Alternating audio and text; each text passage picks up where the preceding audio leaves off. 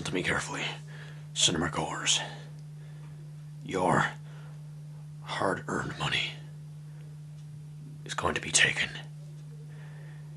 If you should go see...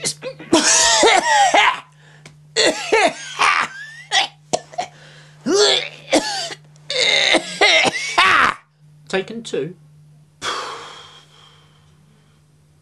What on earth happened to Luc Besson as a filmmaker? I mean, this is the guy who made Leon, aka The Professional, back in '94. Jean Reno as a hitman with a weakness. And then, of course, you have the wonderful and impressive, as always, Gary Oldman as the crooked cop who sets out to kill him. Turns up more recently in the reimagining of the Batman franchise, the Chris Nolan Batman franchise, as Commissioner Gordon, and does his very best with that role. And you know what? It's really something else. And alongside Gary Oldman, in that we also have Liam Neeson popping up as, you know, maybe sort of more to a cameo performance in the franchises.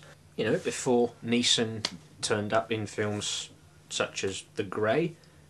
You know, a few years back, he starred in the first Taken movie, which was co-written by Luc Besson. Essentially what you had with the first Taken film was a really edgy, tense, and pretty brutal, sort of nuts and bolts, 89-minute long exploitation movie.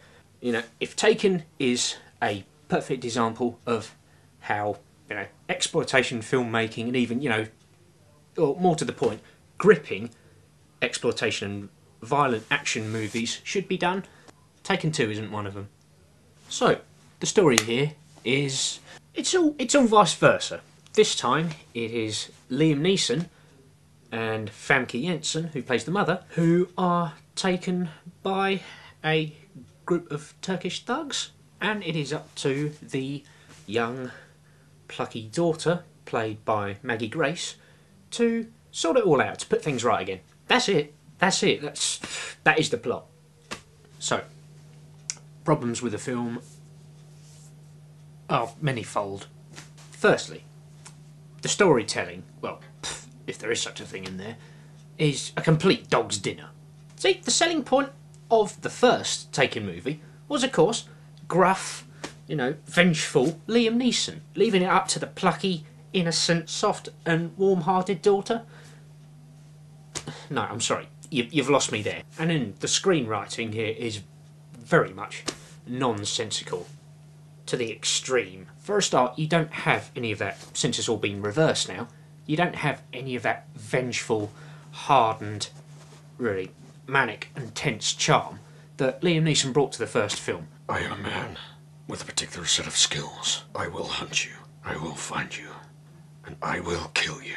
You've got none of that there now, since the daughter's in his shoes now. There is a point where Neeson, and I'll just call him Boris the Blade, because I really don't know how to pronounce his real name, have come face to face. He has strung him and his wife up by cable tie. He basically says to him, Now I have caught you. This will be the ideal time for me to do unspeakable things to you. But wait, hold on. There's some foosball on next door. Well, I'm just gonna go watch some foosball. I'd be terribly surprised if I come back and you are not here. I'm just gonna go watch the foosball. Is that okay? All right.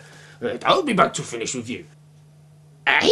I mean, it is one of those moments in which you just go, come on! You know, going from what could be a psychologically tense atmosphere to just a kind of Austin Powers, you know, moment to escape parody. Come on, we got to get down to business here. No, see, I'm not going to witness them dying. I'm just going to assume it all went to plan. What? Oh, bloody hell. Unbelievably cynical and actually kind of depressing. Let me, I'll just work this out on my spreadsheet here and just... yeah, there you go. There is, in fact, a moment early on in the film, before things start happening. Neeson's character is in Istanbul. I'm pretty sure it's Istanbul, but he's escorting a client out of a hotel and is handed a cash envelope. And there is one particular shot of Neeson in this film that sums up the movie. Here's how it looks.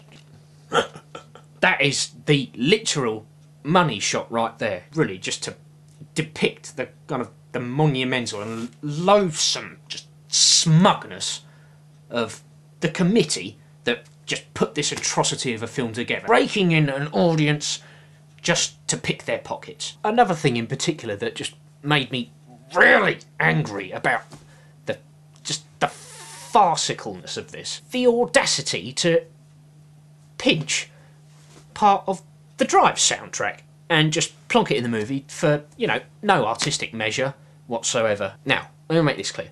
I love Drive, my favourite film of last year, and is in one of my favourite films of all time. And one of the reasons it is in there is because of its soundtrack. It has artistic merit. It actually has something to say. It's used intelligently. In this film, it had no reason to be there whatsoever. It's just a matter of the committee just saying, yeah, that was popular back in the day. Yeah, maybe more people are going to see it. Hey, look what we're offering you. Yeah, it's got that music that you like in it. You know, that's got to have some appeal to it, and that made it a whole lot worse. Hold your head in shame, executives. I mean, Liam Neeson just looking bored and tired and aged, just out of his mind. It is almost like watching The Living Dead on screen for 91 minutes. And so many cliches in this film which just, you know, aren't even worth going into because it doesn't deserve to have a full analysis. Oh, and another thing, there is a basic rule that if you're a learner driver, you don't just automatically become a whizzo stuntman who gets behind a wheel and can just go hither and dither and get out in one piece. No, in the space of a day or two. That is not how it works. So, to sum it up, this film is a big, whopping, great, steaming pile of donkey dung. Yeah, at this point, I will hold my head in shame and say that I contributed to its success. I mean, I paid, myself and my best friend, we paid to see this borderline idiotic farce of a film. I can't forgive myself for that. I went and got that on Blu-ray cheap, just to try and rid that horrific vision from my head. It's probably not going to completely purge my soul, but hey, for anybody out there who's seen this film, who paid to see this film and actually enjoyed it, absolute shame on you. Anybody who did pay to see this movie and was disappointed by it, you know, you have my sympathy.